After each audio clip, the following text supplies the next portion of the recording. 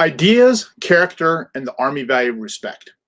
Should an idea be shunned if it's associated with someone of poor character? Hi, my name is John LeMay, and welcome to my basement war room. Today, I'll argue that ideas should stand on their own, give some examples, discuss the Army value of respect, answer any questions you may have, and then conclude. And so please do comment and ask questions because I'll engage with them at the end of this short talk. So first, my first point is ideas should stand on their own. They're their own little entity, and they should be considered and engaged with as their own little entities. So we can consider an idea, we can think about an idea, but we can't directly affect or change an idea.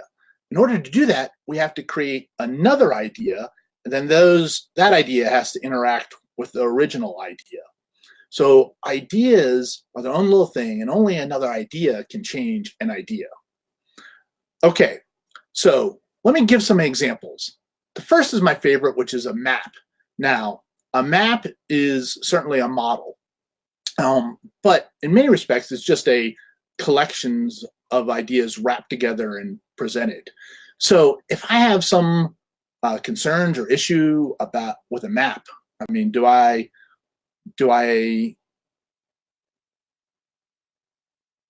assess or engage with the character of the person or agency that created it? No, I'm interested in the map for how useful it is. I assess the map based on its accuracy, based on whether I can usefully employ it, whether it works for me, whether it gets me from point A to B, it's a good navigational aid. So I sort of address the map on its own merits. And I don't take a look at the attributes of the U.S. Army Mapping Agency or whatever organization made it or the person that made it to assess whether the map is going to be useful to me. Okay, that's maybe a little bit harder to make the connection between map and character, but I just wanted to throw that out as an illustrative example. So let's take Mao as another example. So here's Mao, The Art of War, which has a number of his writings, including on protracted war, and potentially has some real character issues. Depending on the estimate, he's responsible for killing 300 million, 45 million, 65 million of his own citizens. And this is not just during the Great Leap Forward, or just starvation due to the Great Leap Forward, but includes plenty of targeted killings and political motivated sort of assassinations. So Mao has terrible character, but he has a whole bunch of ideas. And so should we shun his ideas, his writings, just because of his character? And I argue no, because those ideas are out there and they're affecting the world. Mao masterfully integrated Clausewitz and Sun Tzu into a specific prescription for a people's peasant sort of based insurgency and protracted war in China, and he won that war. And then arguably, the North Vietnamese took his playbook and defeated the South Vietnamese, the French, and the United States. And so Mao's ideas are out there. They help us understand historical, contemporary, and future conflict. They're their own entity, and they've definitely impacted Afghanistan and Iraq. Craig Whiteside and others argue that Daesh, or ISIS, is using a Maoist model. And I certainly think the Taliban are using a Maoist model and fighting a protracted war. So it's important to take Mao's ideas on their own, engage with them, figure out how useful they are, how they affect our world today, and sort of separate the character there. Yes, Mao's a monster, but we need to be able to engage his ideas. Okay, so another way to sort of illustrate this, another example, let's make up a hypothetical situation. This is completely fictional, just for illustrative purposes to illustrate the tension between an idea and character. But hypothetically, let's say that Hitler was a big fan of veterans programs. Now, he fought in World War I, so maybe, we're just imagining he came out of that and was like, hey, I really want to take care of veterans because I had a poor experience in World War I, or whatever the reason might be. And so he comes up with two programs. The first is to give veterans housing loans, and the other is to give them to pay for their college.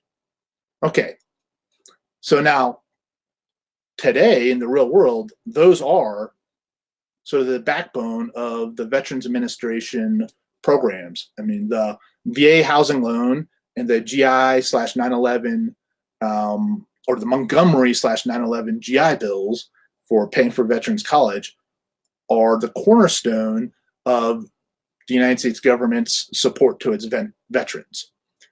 So if those ideas were associated with Hitler, do we need to throw them out? Would the VA need to get rid of them and we not pay for veterans college and we not underwrite housing loans for veterans? I think not. I think those ideas, regardless of whoever originated them or whatever person's character they might be associated with, stand on their own, and they should be engaged on their own merits. Every government program has trade-off and benefits. I mean, there's an opportunity cost. If you spend money on education for veterans, you're not spending money on something else. So there's certainly a place for ideas to engage those and to think critically about them. But I do suggest that that they should stand on their own and not be associated with anyone's character. Okay, so why is this simple concept so hard? Well, one is that ideas are tied to people's ability to communicate them. As I sort of fumble around on this Facebook Live video, that's a great illustration of, hey, I mean, do you understand what I'm saying? Does it resonate with you? Does it make sense? Am I communicating it effectively? I mean, I'm trying to communicate an idea that ideas should stand on their own and not be associated with people's character, but maybe I'm not doing that effectively. And so ideas are predicated on, not predicated, but tied to people's ability to communicate them. I mean, we can't understand an idea without, whether we're reading it or listening to it or whatnot, somehow it's tied to someone's ability to communicate that idea. So that then, it makes it really easy to confuse that with someone's character. And then second, people get emotionally attached to their own ideas. And so as they put the effort forward in trying to communicate them, or for whatever reason, people get emotionally attached and then will engage sometimes very emotionally on the idea, which triggers other people's emotions, and then quickly can lead us into thinking about someone's character rather than thinking about the idea itself. So those are a couple reasons why it's so hard to separate idea and the person's character who's trying to communicate it. So one way, though, that can help us with that is simply the Army value of respect. And the key there is that often I have heard that respect must be earned. And from that perspective, someone would not respect another person until that other person had demonstrated their merit and their value or whatever it is, had earned respect. But if respect is a value, then it's internal to the person to respect everyone else. So as an Army value, I respect other people no matter what they do. One way to think about this is the example of a soldier that's subject to the Uniform Code of Military Justice. So the soldier breaks the law, does something terrible, whatever, selling drugs in the barracks. Well, do other soldiers respect that soldier? Yeah, they're called to. They're called to by the fact that the Army value is internal to them to treat that soldier with respect. Now, are they going to do what's necessary to prosecute the soldier selling drugs in the barracks to, under the Uniform Code of Military Justice and to, ensure that other people are safe and to follow Army regulations? Yeah, they're going to do all that, but they're not going to add on some external hazing sessions or just a whole bunch of poor treatment, just do the Uniform Code of Military Justice in accordance with the law and leave it at that. So respect when it's a value, it's internal to the person who has that value, and they respect everyone else without those other people earning that. So if we approach other people that way, that can help us separate the idea and character issue and take ideas on their own merit rather than being caught up in the character of the people that are trying to communicate or have originated, etc., those particular ideas. Okay, so let me take a quick pause and see if there's any comments here. I do not see any comments here, so I'll go ahead and conclude. For those that are watching, thank you very much for joining, and to those who will watch, thank you for watching this. My mission at the Basement War Room is to reach sort of unreached audiences with the lessons of the Afghanistan and Iraq War. I think that sort of academic books reach a very small portion of the American public. There's a lot more people that we need to reach with these, just with an understanding of war. And so if you'd like to help me do that, join the Lessons of the Afghanistan and Iraq War Facebook group, because I think the social media learning group is a good modern tool to reach a different audience than traditional reading. So please join that group. And also, if you just like to learn a little bit more about the Basement War Room, go ahead and sign up for the newsletter at thebasementwarroom.com.